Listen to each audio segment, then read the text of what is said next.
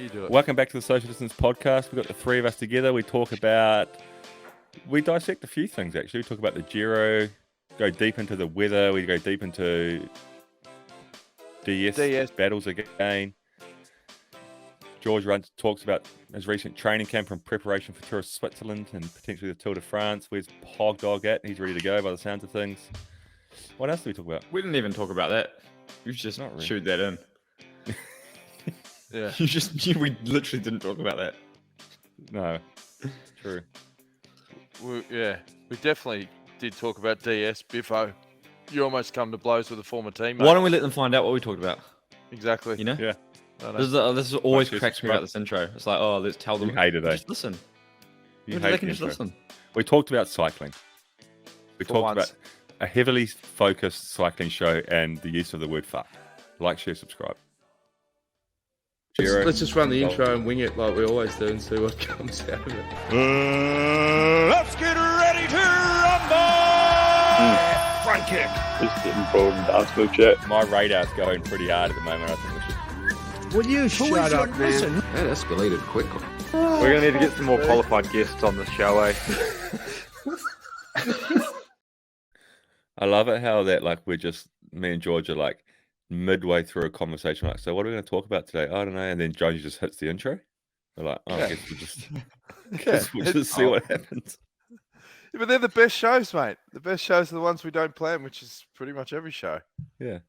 Yeah, but it's good to have George back because we tried one during the Giro with Iffy. Like, we had a crack, but you could tell Sam was mid-race. He was thinking about, oh, fuck, I've got to do another spreadsheet or race tactics whereas now he can relax, you know? He's in social distance mode.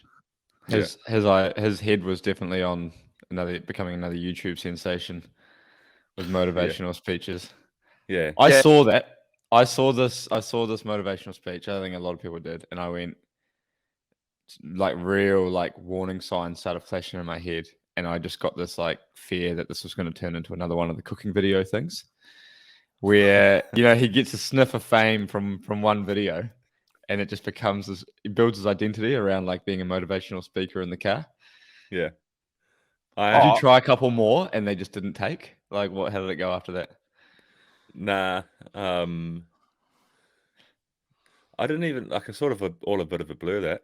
But then I can't remember what happened. Oh, no, I'll tell you what happened. The next time I was on the radio behind the breakaway, I forgot to turn the GoPro on. Did you ever have to say something real bad that you had to turn the GoPro off?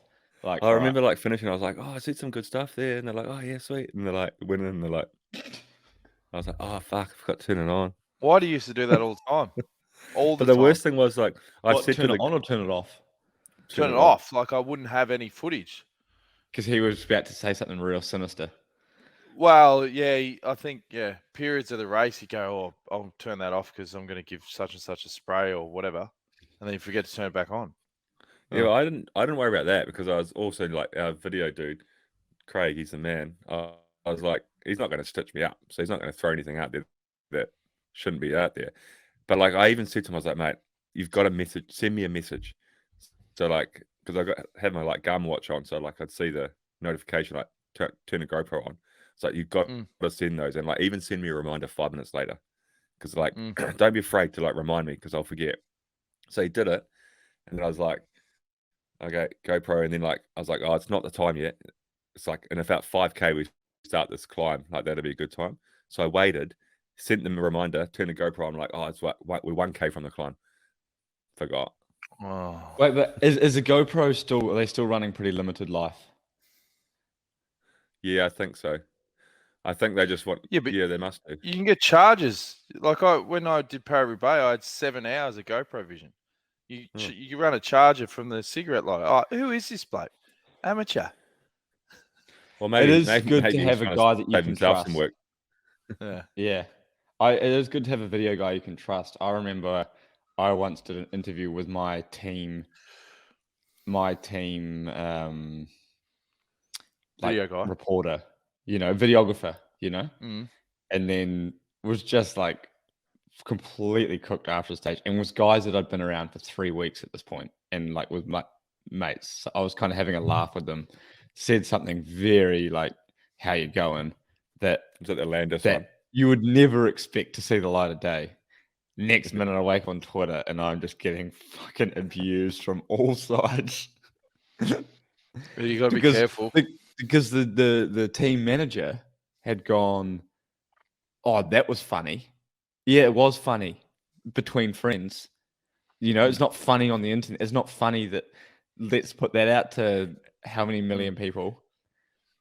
And also, like, it wasn't sinister. It was like it just came out, and then like you kind of said it, and then you laugh. Like you're like, "Oh, I can see how people." You sort of laugh in response to like, "That's not what I meant," but I can see immediately how people will take it that way. But then not sinister. That's exactly right. Yeah. Like laughing like, "Oh, yeah, obviously don't put that in because that will be perceived badly." Yeah. And then they've gone, "Oh, content."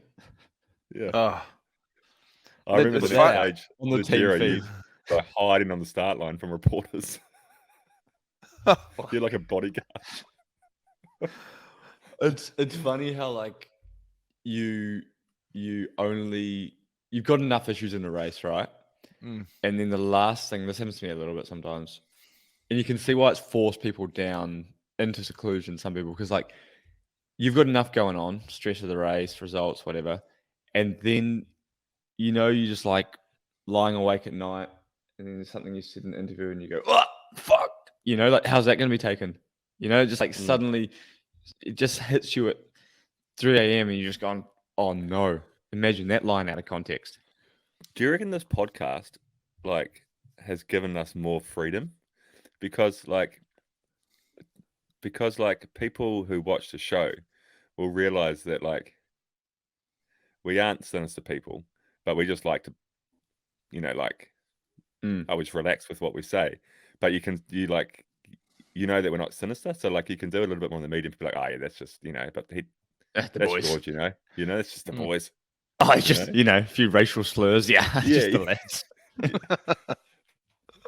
I'll tell you what's giving me the shits is when they do plug the podcast on the Eurosport. Like Andy Guerin sent me a grab, and he goes, "There's Sam Bewley in the car again. He's podcaster now with George Bennett and the Social Distance," and then they move on, and I'm like, "Oh, get fucked, get fucked."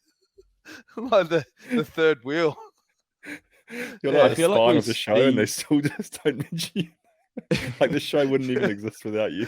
If this was the Sam Bewley and George Bennett podcast, this would have died in the fucking water 3 years ago.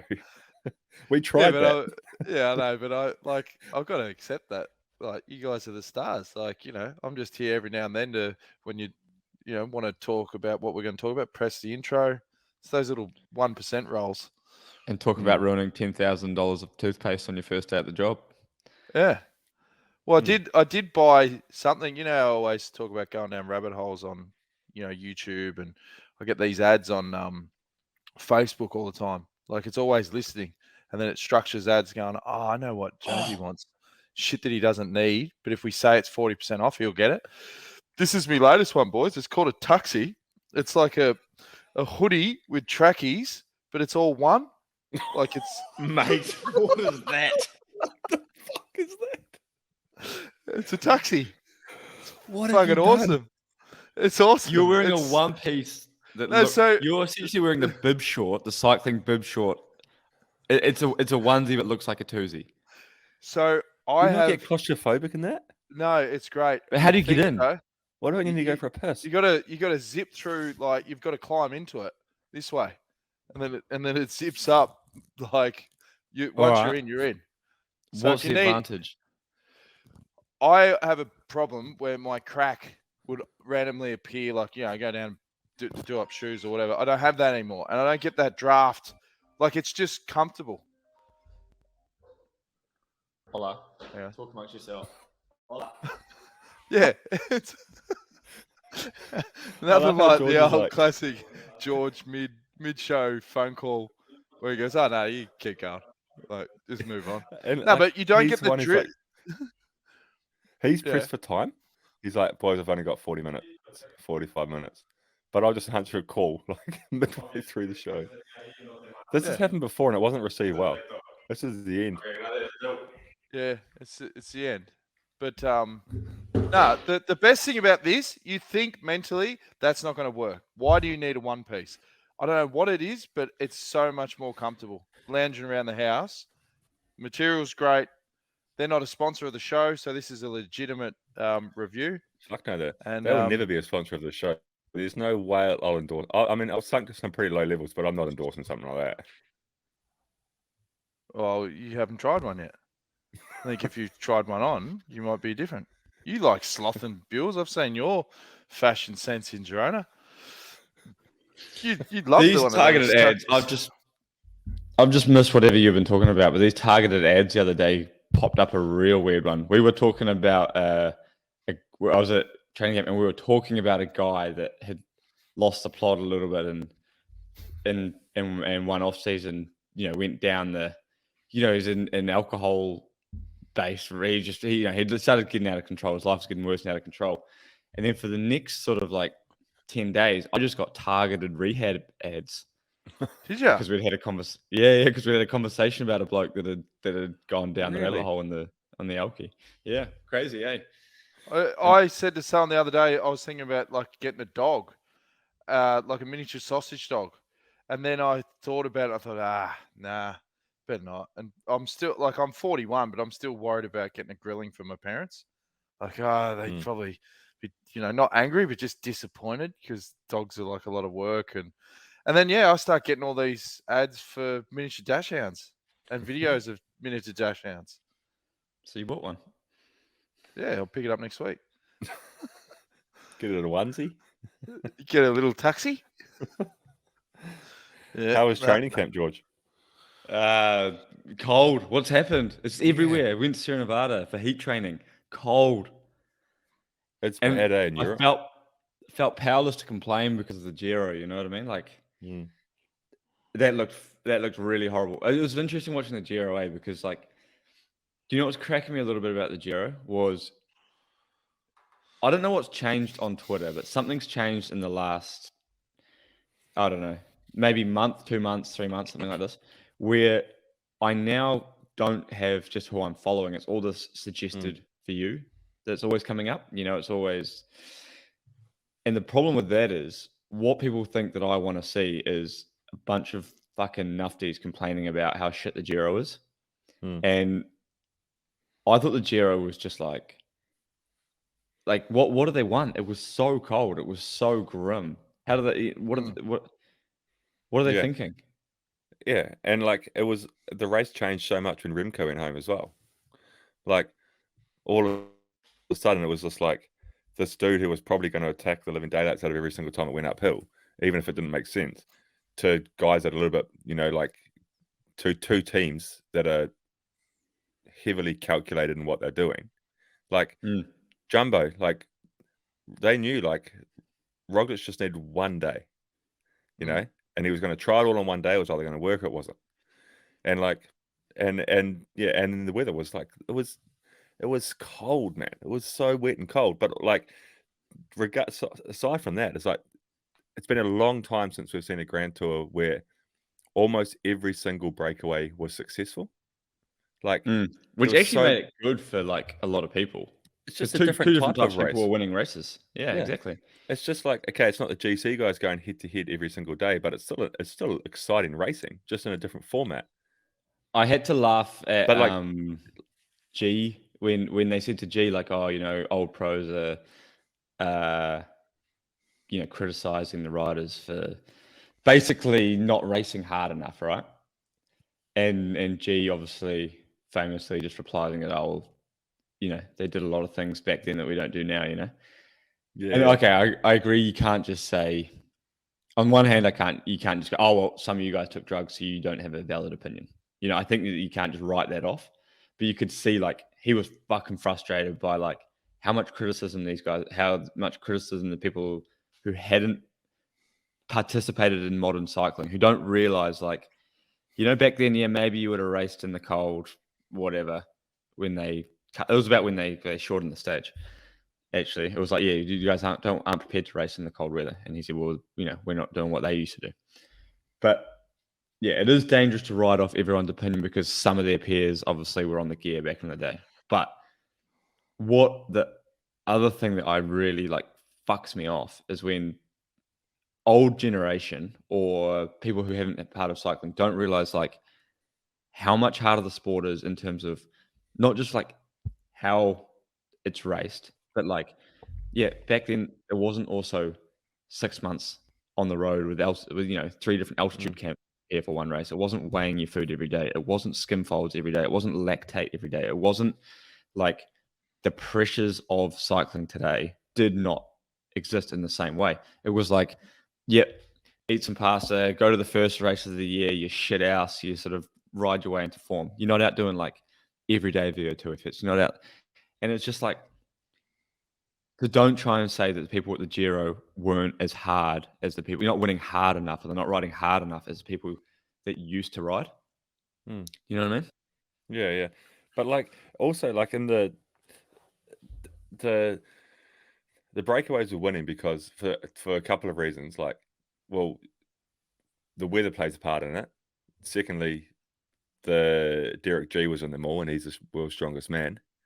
And Is thirdly, he actually ridiculous? I honestly the man. no, I'd never ever heard of this bloke, and then I was how like, many breaks did he go in the end? All of them. He was fourth. No, he was second 4 times, fourth 1 time, fifth 1 time, and yeah, I think it was so 6 breakaways. but also second in every classification except the overall.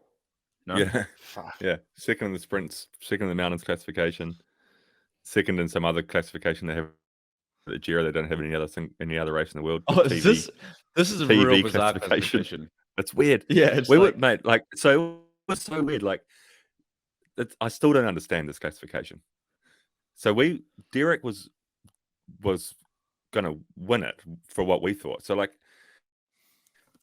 there's like 2 sprints every day in a stage. One's the first sprint every day is for the Chinclamina, like the sprint jersey, like the green jersey in Tour de France.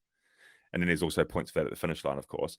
And then the second intermediate sprint we were all led to believe doesn't have points for the sprint classification jersey. It's a separate sprint classification that's called the TV sprint. And that's like a classification that you can win that essentially is just put on by a sponsor. So all it is prize money. Like, you don't get UCI points or anything like that, but it's just a separate classification that only exists in the Giro. But also on that intermediate sprint, you could get bonus seconds. So, which you could on the first one. So anyway, we got to stage 19, sorry, the last road stage, when Derek got second to Buitrago, and he was 5 points behind Tom Schoons in the TV sprint award. Then so we're like, oh, you might as well grab it, it's the last one of the race, basically, with the exception of one in Rome. So he won that. So then he went to 5 points ahead. And then we were like, okay, so now there's one in Rome. He can still lose this to Tom Schoons if Tom Schoons just goes for it or whatever. So we're like, fuck, we'll just go for it as well. Or like, there was time bonuses on that sprint, and there was like 2 seconds between between Eddie Dunbar in 7th place and the guy from DSM in 8th place. There was like 1 second. So we're like, oh, they'll sprint for it as well. So it's going to be hard for Schoons to win it. Was the break away? The break was away and Schoons was in it. So that was a separate issue. But like, we were that up there. But then when we got, we didn't really care about it that much. So then we got to the start line, and we got the break. We got the start of the hindsight. We didn't really care. We didn't want to win. Nah. You can have it. You can fucking have it. So then we got to the start line of the last stage, and we saw that on the communique, and Derek had an 11-point lead, and we're like, oh, he can't lose it. He's got an 11-point lead, and there's only 10 points available.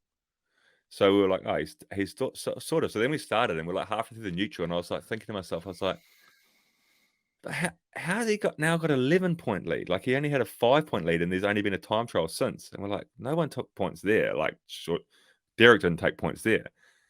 And then we started working it out, and we're like, fuck, they've actually added in all the points from the first intermediate sprint of the day, which they hadn't done for the race up until that point. So we're like, fuck, is it 2 that count now? So we're like on the phone to the commissaire, like driving to Rome, like in their stage, like, how the fuck's this classification work? And the com's like, nah, it's just the second sprint. Like, we're like, well, how's he got 11-point lead then? He only had 5. He's like, oh yeah, fuck, I don't know either, really. Like, so that, and then another guy calls, he's like, yeah, nah, it's 2 sprints. And then another guy, and we were just like, me and Oscar the other day, so like, I don't fucking know. Like, I don't know. And then Tom Screens went in the break and then won it. And we were like, what the fuck's going on here? It's so confusing. But he got second in that as well. I enjoyed watching GCN grapple with that every day. They'd be like, all right, just to reconfirm to the viewers, all right, and they'd do this presentation, and then they'd be like, sorry, just a correction. It's confusing, man. So confusing. How are you going with the being interviewed in that now, Bewls? They love it because you're one of the DSs that just tells it how it is. I think it makes a difference when you're in. I think it makes a difference when you're a native English speaker as well.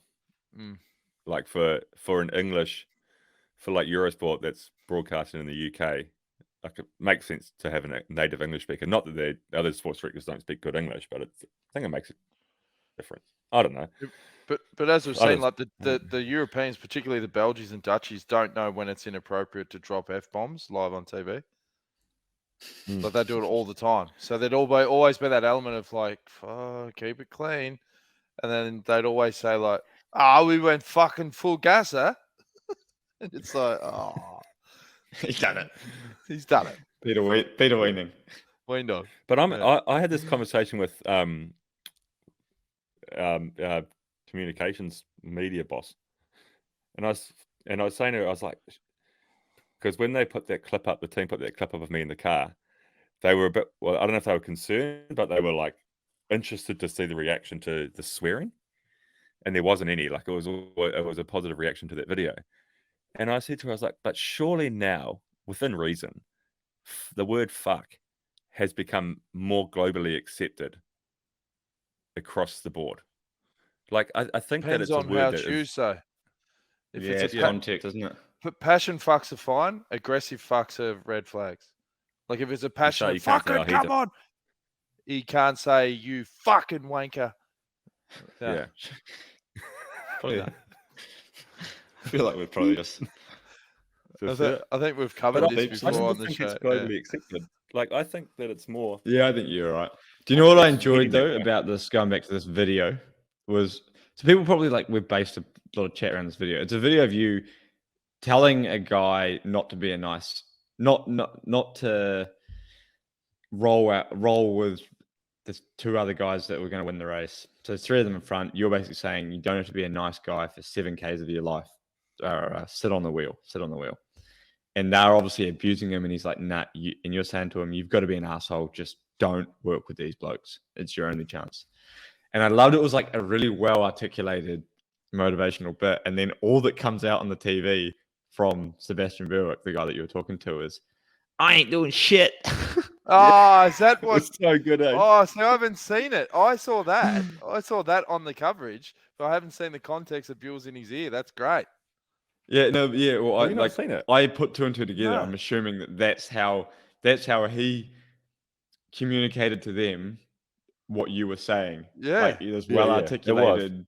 Any given Thursday speech, and then all on TV, I hear this as the camera bite got too close. I ain't doing shit.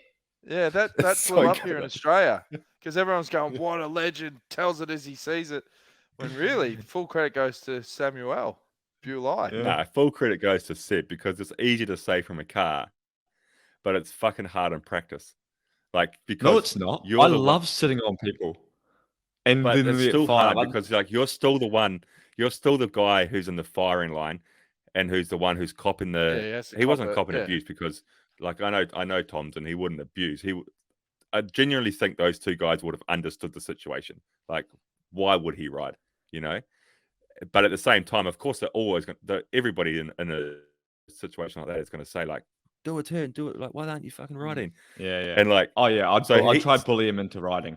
I'd call him like, yeah, of course. This is when you like get this is if a Giro stage is on the line, and in that situation, you would probably dig pretty deep and be like, "Oh, what a coward not to ride." You know what I mean? If you were and if I was on the shoes on the other foot, I would say, I would never ever ride with you to help you. You know what I mean? It can get quite heated, if it was like. And like tactically, it was the right thing to do because and those other two Oh, guys, absolutely. Nico Dens and Tom Screens, they know that, so they're not going to get their nose out of joint. But of course, like you say, the flip side of that strategy is their strategy is to try to get everybody to ride to weaken the trio. Of course, that's how bike racing is. But there's nobody coming from behind, so No.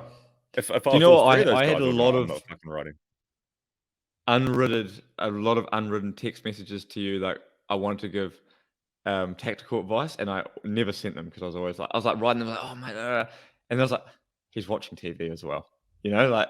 Yeah. But like, because one of the things I wanted to like say to you was like, oh, why didn't he when he come back just go straight over top, And I was like pulling my hair out, like trying to. But then I was like, and sometimes shut up. it's like. It's quite a different view from the car though. It's the same. It's like anybody who watches the bike race on.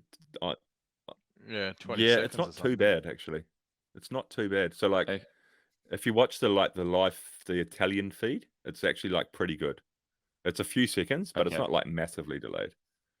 Yeah, I would be listening to like Robbie and Blythe because they always had really good at like as a DS. That's like your little. Like, what do they reckon we should do? They're always offering like pretty sound advice. yeah.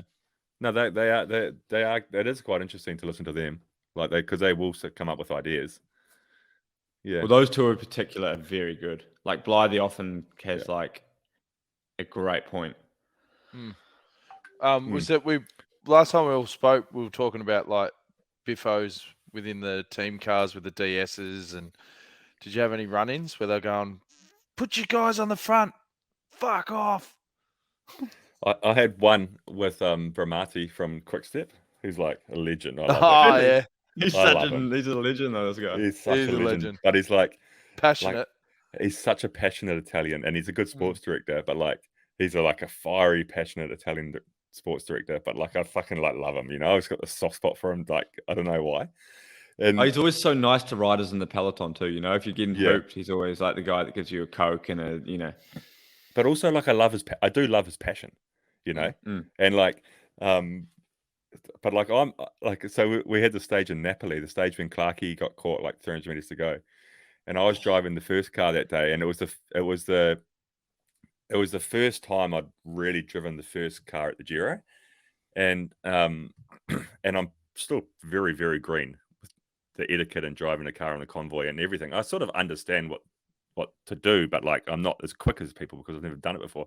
So it was a really stressful part of the race and it was a hard stage and all the riders were on the limit, and like, but it was a certain point in the race where it was like, there was like 5K where all the riders wanted to come back and get bottles from the car, but you only had 5K and then you had to be back at the front of the bunch because it was going to be as tricky to send or whatever it was. So we got called up first, but we got called up at the same time as like 5 or 6 other teams, but we were the first in the line. So I was giving bottles to one of the guys, I can't remember who it was now, but I'm not experienced at doing it. I try my best, but I'm slow. Like I'm slower than the others, And then I can just fucking hear Bramati like, like up my ass. I'm like, fucking hell, I'm trying to like do it, Like, so then I give the bottles and then like I pull over to the right and then he comes past and Bramati's like yelling at me in Italian and I was just like, fuck off, Brema, fuck off. That's awesome. And then after the stage, he's like walks past and he's just like, ciao. Like, ciao. He was the OG in-car video. See.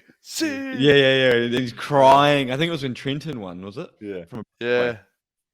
Yeah. And he had a guest in the car. It's like some lady that was in there, and like you could tell she was getting like, I'm happy we won, but now you're fucking scaring the shit out of me. He's the man. Yeah. He's the man. Okay. Yeah. That was the only biff we had, but it was like it was some tough days like for all sports directors and all teams driving behind the peloton because of the weather. Like it's just hectic. Like, it must have been tough. Like every it must have been second, so hard for you guys. Oh yeah. Like the worst thing was like when like I had to give a bottle and I try to put the window down as little as much as possible. Get wet. Just to squeeze the bottle at the top of the gap of the window, like, yeah, take it. But no, it's stressful because you're always coming through the bunch because there's like jacket, gloves. Yeah. Tough. You still do? I think we talked about this on the show about a year ago. The hot teas, do they still come out, or the bin that doesn't work? No, it's sort of dying a death, and I'm happy about that. Yeah. But have I voiced this on the show that why does it need to be tea? Why can't it be hot mix? We had a big blowout about it. Yeah. Well, not blow up, like an agreement. We agreed with it passionately. Yeah. Okay. About it. Yeah. Has I agree. there Why been not just any hot mix? advancements or hot, like normal drink?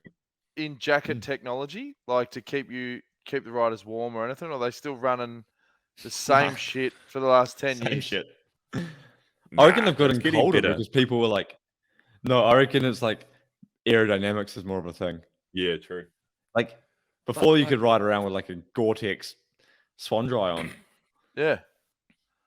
But the harsh do it reality is that if you get a stage, like just referring to the Giro again, but not specific to the Giro, if you get a stage where you're riding along, the breakaways are a long way in front, the peloton has no interest in catching the breakaway, so they're only riding so hard, and you're at 1,000. It was this one stage, the stage when Derek was second to Magnus.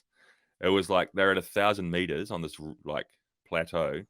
It was 1 or 2 degrees and raining, and then they had at the top of that they did a 35-kilometer descent, 35k descent.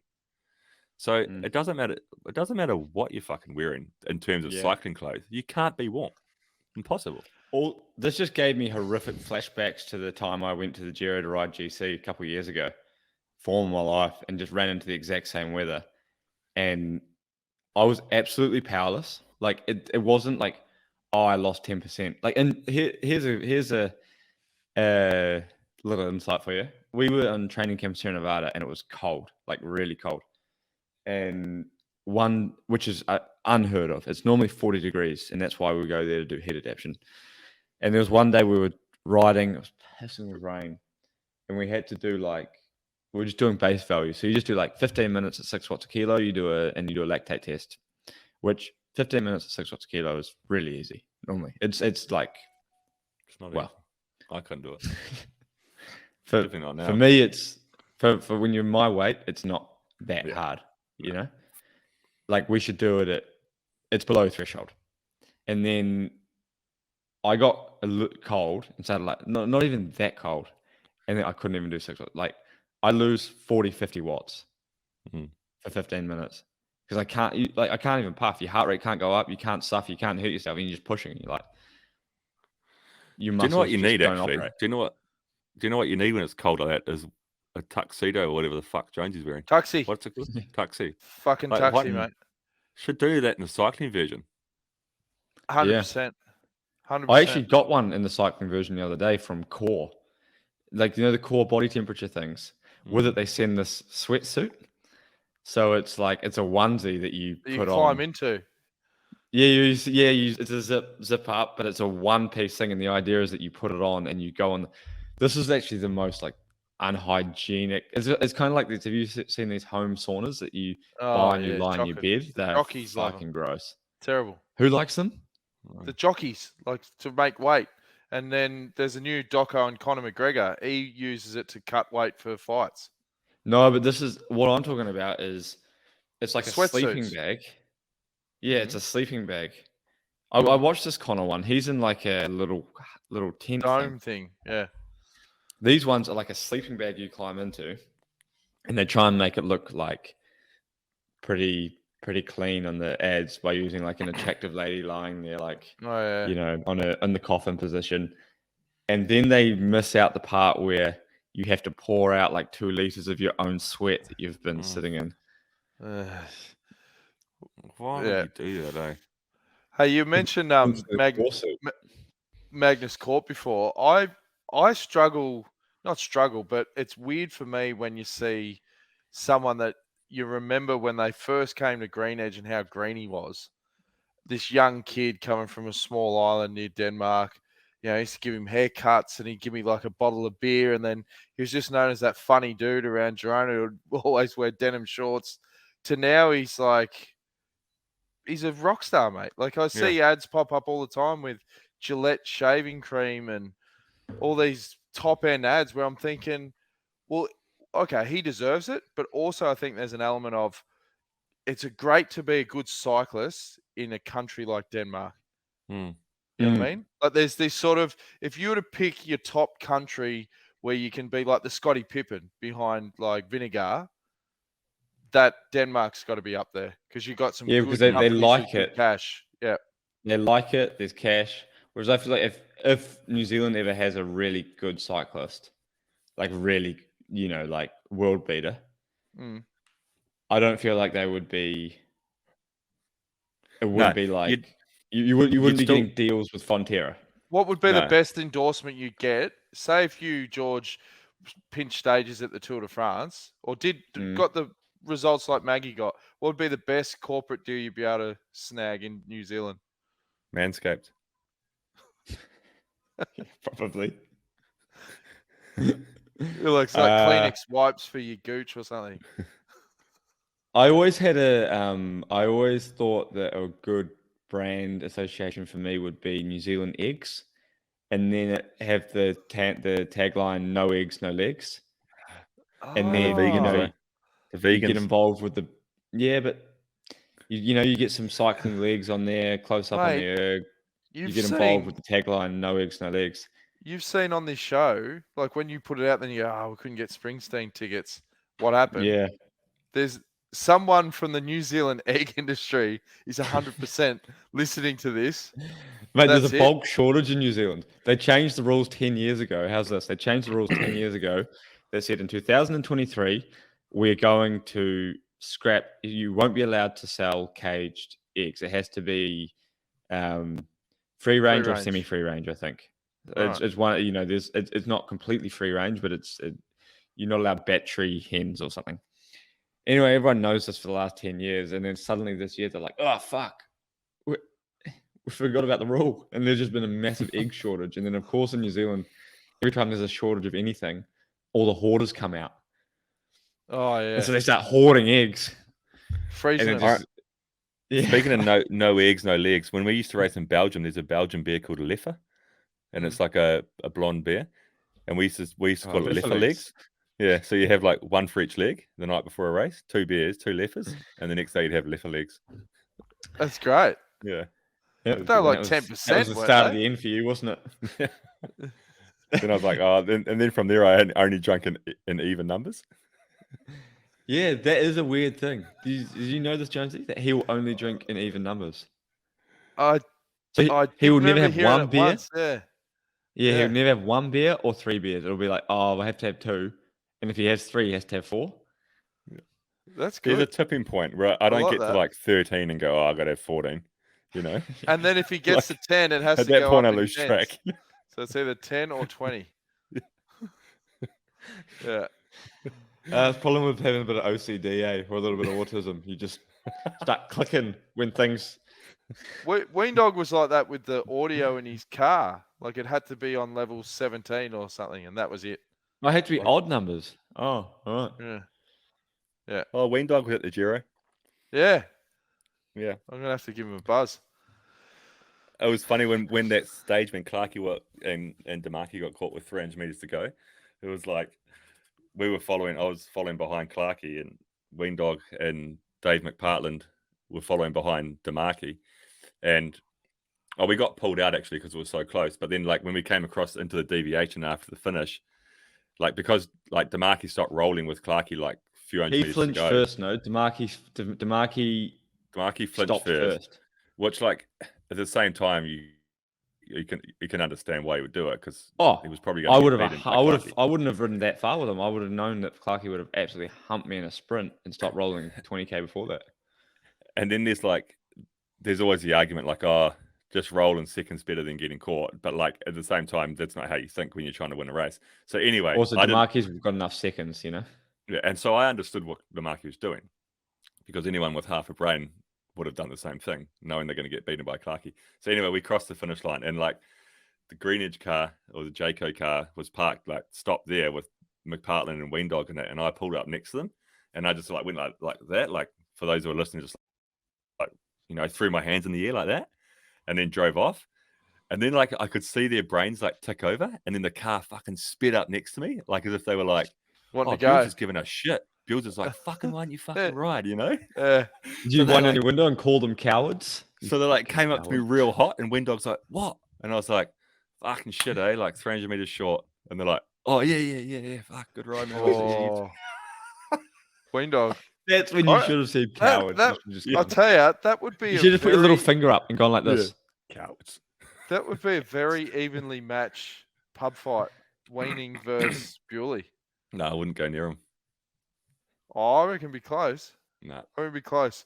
If you were allowed to weigh in with like a kilo of shrapnel in your right hand, like Ken style. Yeah. Ken style. Like kickboxer where they dip it in the broken glass, old school fight style.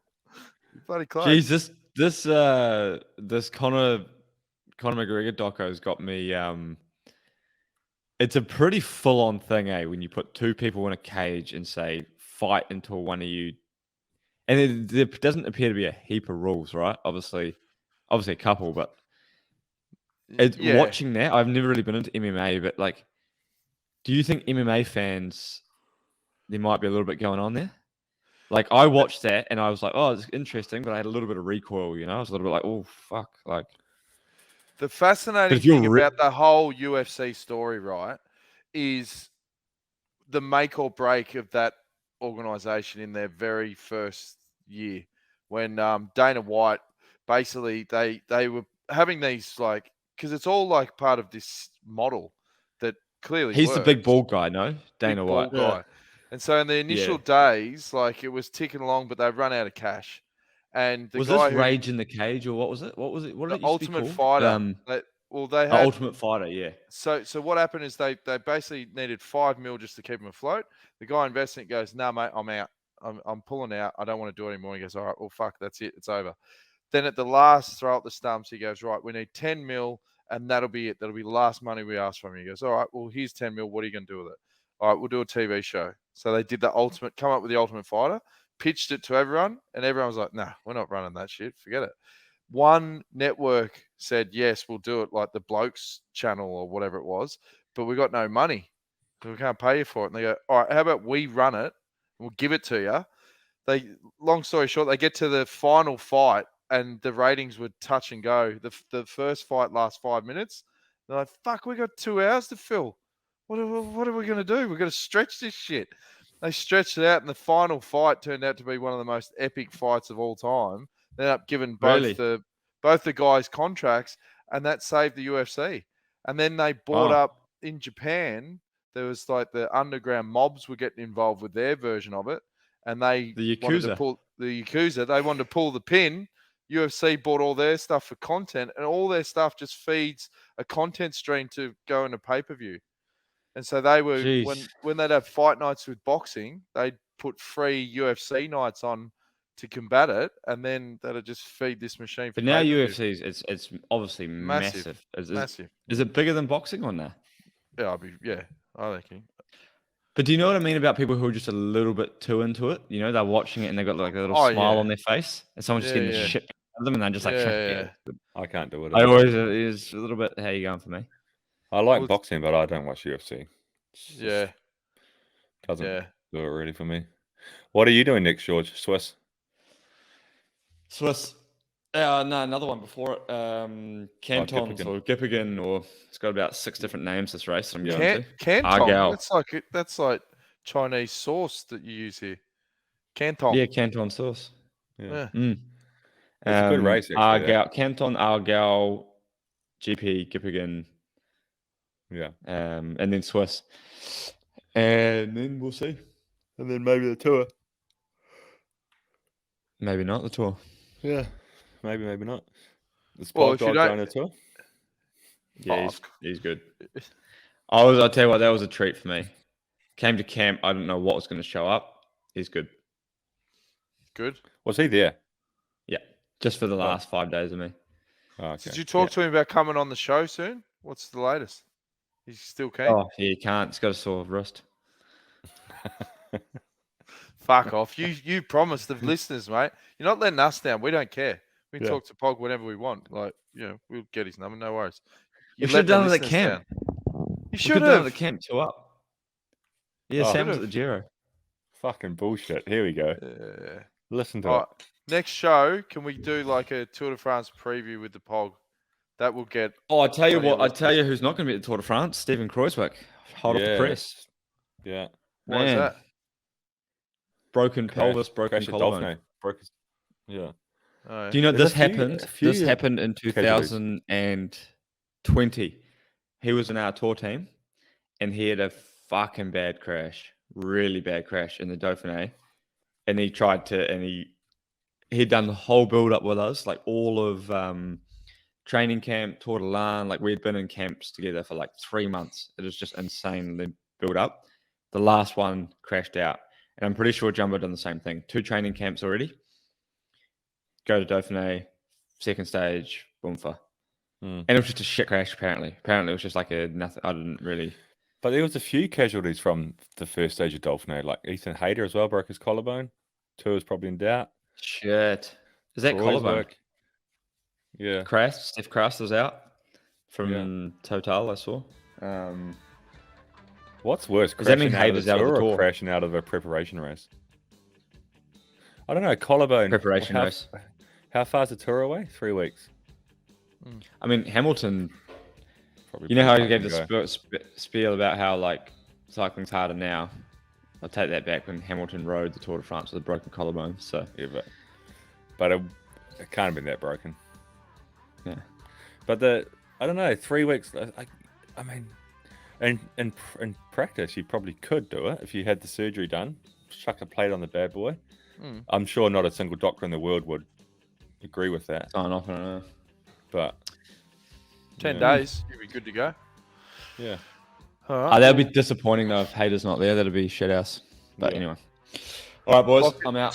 So lock in a preview next step with the Pog, so we can start marketing that on socials, Bewls. Oh, The next episode is it'll be like the day after Swiss, so it's actually a real good time to. No, why don't we preview. get a panel like Jonas, Pog? Yeah. Just get like a little panel going on here. Just deliver a big name of your contacts. 2.5 years, and the best contact you've delivered. Who would that be, Bewls? James Knox. James Knox That's all. That's all he's delivered. or Novi. Noxie, come on. Noxie or Novi. Like great blokes, but we need some star power, mate. We need the Pog. You've been My promising stocks are it. falling. for My years. stocks are falling in a big way. Nah, Look, bullshit.